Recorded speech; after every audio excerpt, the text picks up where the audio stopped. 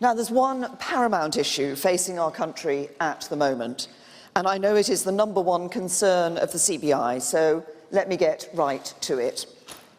Last week, the Cabinet agreed the terms of the UK's withdrawal from the European Union. We also agreed a draft outline of the political declaration on the future relationship between the UK and the EU. Both documents were the result of many hours of negotiation between the United Kingdom and the European Union. Together, they represent a decisive breakthrough, but they are not the final deal. We now have an intense week of negotiations ahead of us in the run-up to the Special European Council on Sunday. During that time, I expect us to hammer out the full and final details of the framework that will underpin our future relationship, and I'm confident that we can strike a deal at the Council that I can take back to the House of Commons. The core elements of that deal are already in place. The withdrawal agreement has been agreed in full, subject, of course, to final agreement being reached on the future framework. That agreement is a good one for the UK. It fulfills the wishes of the British people as expressed in the 2016 referendum. And I've always had a very clear sense of the outcomes I wanted to deliver for people in these negotiations. Control over our borders by bringing an end to free movement once and for all. Control of our money, so we can decide for ourselves how to spend it and can do so on priorities like the NHS. Control of our laws, by ending the jurisdiction of the European Court of Justice in the United Kingdom and ensuring that our laws are made and enforced here in this country. Getting us out of those EU programmes that do not work in our interests, like the Common Agricultural Policy and the Common Fisheries Policy. And that is exactly what we are going to deliver. Let me say a little bit more about the first of those items, getting back full control of our borders, because I know that it is an issue of great importance to the British people. The United Kingdom is a country that values the contribution that immigration has made to our society and economy over many years. And in the future, outside the EU, immigration will continue to make a positive contribution to our national life. But the difference will be this. Once we've left the EU, we will be fully in control of who comes here. It will no longer be the case that EU nationals, regardless of the skills or experience they have to offer, can jump the queue ahead of engineers from Sydney or software developers from Delhi. Instead of a system based on where a person is from, we will have one that is built around the talents and skills a person has to offer. Not only will this deliver on the verdict of the referendum, it should lead to greater opportunity for young people in this country to access training and skilled employment. And we want an immigration system for the future that everyone can have confidence in. Yes, a system that works for business, one that allows us to attract the brightest and the best from around the world, more streamlined application and entry processes. And we're already taking action in that regard, introducing the use of e-gates for visitors from the USA, Japan, Australia, New Zealand and Canada. But it also needs to command the confidence of the public by putting them in control of who comes to this country. That's what I'm determined to deliver, and I look forward to working with you to achieve it. So now we've agreed the withdrawal agreement, it's important that we focus on the new relationship we want to build with the EU. And that new relationship must set us on the path to a more prosperous future. To do that, it needs to work for jobs right across our economy. Because we're not talking about political theory, but the reality of people's lives and livelihoods. Jobs depend on us getting this right. And what we have agreed unashamedly puts our future economic success and the livelihoods of working families up and down this country first. So we have agreed a transition period to avoid a cliff edge for business and to provide the certainty you need to invest. On goods, the outlined future framework agrees to the creation of a comprehensive free trade area with the EU, our biggest and nearest goods market. Zero tariffs, no fees, charges or restrictions across all goods sectors, with an ambitious customs arrangement that respects both sides' legal orders. That is what our businesses need, and that is what my deal will deliver. That is the right thing for the future of our country, because while the world is changing fast, our geography is not. Europe will always be our most proximate goods market, and ensuring we have free-flowing borders is crucial. Skilled jobs rely on it. Take the automotive industry.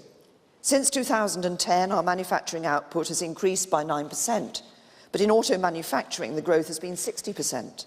Nissan in Sunderland, Jaguar Land Rover in Coventry, Alexander Dennis in Falkirk, Honda in Swindon, Vauxhall at Ellesmere Port, Wright Brus in Ballymena. These firms support tens of thousands of jobs, both directly and indirectly. Often they're at the heart of their local economies.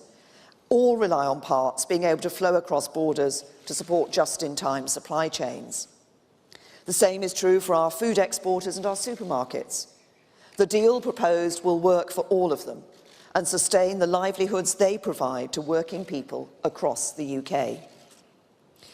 But the method that works best for goods would not be the right one for services and investment. A world being made ever smaller by changes in technology presents different opportunities in the services sector, and that requires a different approach. Because the UK is not just a European hub, but a global hub for services, and our future success depends on us continuing to be so. So we have agreed with the EU to negotiate a trading relationship in services more ambitious than any existing free trade agreement. It will deliver a level of liberalisation that goes well beyond WTO terms. All modes of supply will be covered, and it will remove substantially all discrimination in the sectors it covers. Regulatory autonomy will be preserved, but we will each ensure that our approaches are transparent, efficient, and compatible as far as possible, doing all we can to avoid unnecessary regulatory requirements. We will make appropriate arrangements on professional qualifications and right across the board, in digital, in financial services, in intellectual property, in transport, in energy. The agreement provides the certainty businesses need. For the safety of all our people, we have ensured that our close security and intelligence cooperation with the EU will carry on. And for our whole economy, we have worked hard to deliver a deal that puts jobs and livelihoods, prosperity and opportunity first. That is what Brexit should be all about. Getting a good deal that unlocks the opportunity of a brighter future for this country and all our people. Over the last 8 years, our economy has been transformed, and we approach Brexit from a position of recovered strength. Our public finances are in the healthiest state for a decade, with the deficit down by 4/5 and our debt as a share of the economy now falling. And businesses have continued to show their confidence in the British economy. Last month, Amazon announced that it will be opening a new office in Manchester, and they've plans to create 1,000 research and development jobs across the country. Rolls-Royce announced 200 new jobs at their head office and manufacturing plant at Goodwood. British firms won contracts worth £1 billion to support Royal Navy ships, supporting over 700 jobs. And in September, I was at a zero-emissions vehicles summit, where industry announced over £500 million of investment that will create 1,000 jobs across the UK. And today, Equinix have announced a further £90 million investment in a new data centre to service growing demand for digital financial services in the City of London, bringing their total UK investment to £295 million this financial year, a vote of confidence in its future as the world's premier financial hub. But the most striking economic success story of the last few years has been the jobs miracle that sound economic management has delivered since 2010. Youth unemployment is almost halved. More disabled people are in work than ever before.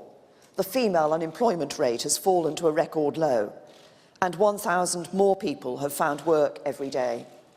Last week, we saw some more excellent employment numbers. A record number of people are now in work, 350,000 more than a year earlier, over 3 million more since 2010. And wages rose by 3.2%, the biggest rise in nearly a decade. Now, I never forget what is behind those numbers. Not figures on a spreadsheet, but real people. It's the young person who's left school or college and swapped their pocket money for a wage they earned themselves by their own hard work. They might still be living at home and can afford to give their parents a little each week towards their board, and maybe even start saving for a place of their own. It might be a parent who's moving off benefits and is able to provide a better quality of life for their family. They could be able to take their first foreign holiday or get a new car. Or an older person who may have given up hope of ever working again, but who accessed training, learned new skills, and now feels the rush of pride that comes with being able to make a contribution and be part of a team again. Or someone with a disability, who's faced their whole life being told they didn't have anything to offer in the workplace, who's been helped by the DWP's Disability Confidence Scheme to access a new opportunity. That's the difference that having a job can make. It can provide a sense of purpose and dignity on which a happy life is built. That is what businesses like yours provide to millions of people across the United Kingdom every day. It's why starting a business, growing a business and keeping it thriving and successful are some of the most socially responsible things you can do in life. And it's why the deal we will strike with the EU has securing jobs and prosperity at its heart. Now, I got into politics to help people who want to work hard and do their best to have a fair shot and the chance to get on in life. And I know that businesses have an essential role to play. Businesses can and should be a force for good in our world. But at a time when many are questioning whether free markets and an open trading economy can work for everyone in society, businesses need to do more to win that argument. It's not just a job for politicians. All of you must play your part too, by stepping up to demonstrate that you truly have a stake in the success of this country. Now, the very best way of doing that is by investing in the future of the next generation, by giving them a chance to develop their skills and begin a rewarding career. And the government will work with you every step of the way. When I first became Prime Minister, I immediately identified the need for government to step up and be much more engaged in shaping our economy to be ready for the challenges of the future. And so we set about developing our new modern industrial strategy. At a time of great change and technological transformation, as we pass through a fourth industrial revolution, governments have to think and act strategically, in partnership with business, to strengthen the foundations of productivity and build up our comparative advantages. That means investment in our traditional physical infrastructure, roads, rail, air, and now also broadband. And this government is doing that with record investment. But for the UK, it is also about our knowledge infrastructure and our human talent too. So I want to harness the power and expertise of businesses to transform our skills base and drive up our productivity in the years ahead. We have some of the best universities anywhere in the world, and after 8 years of Conservative education reform, our schools are scaling new heights of achievement. But technical education has not kept pace, so we are transforming it in England through a programme of major and lasting reform. High-quality T-levels will stand alongside A-levels as gold standard qualifications, backed with an extra £500 million a year once fully rolled out.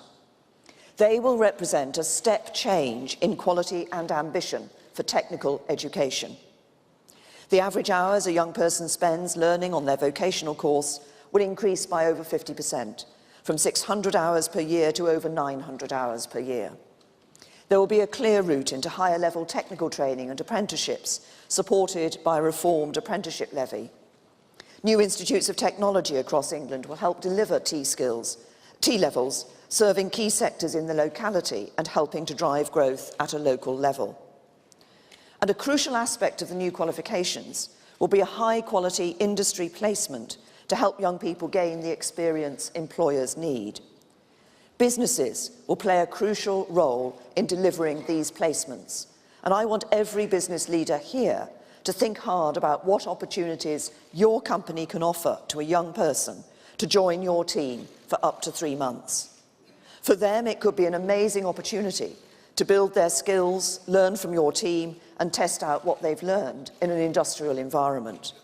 For you, it is an opportunity to build the pipeline of skilled young people coming into your industry, broadening and deepening your skills base. and it's a chance to demonstrate your commitment to the communities in which you do business. And there is much more that business can do.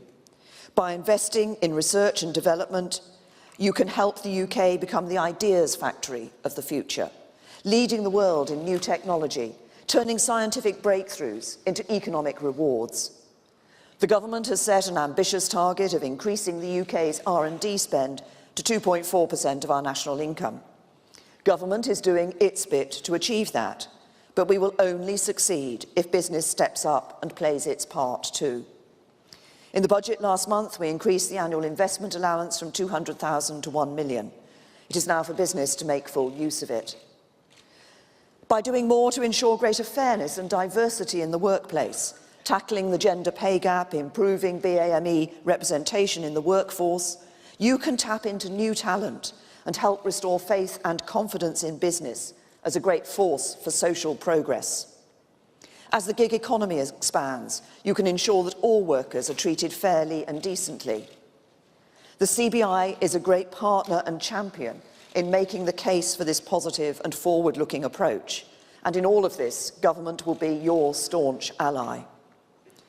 We all believe in business as a force for good, and I want everyone here to work with me to make the most of the opportunities that lie ahead. And those opportunities are real and substantial. The key to unlocking them is getting a good Brexit deal agreed and delivered over the next few weeks. That is my focus. My job is to get the best deal. Parliament must then examine it and do what is in the national interest. And I know what that deal needs to do. Deliver on the referendum vote by giving us control of our borders, laws and money. Get the UK out of the common agricultural policy and the common fisheries policy. Set us on course for a prosperous future where livelihoods are protected, our security is maintained and our union secured. It was never going to be easy or straightforward, and the final stage was always going to be the toughest. But we have in view a deal that will work for the UK, and let no one be in any doubt, I am determined to deliver it. Thank you.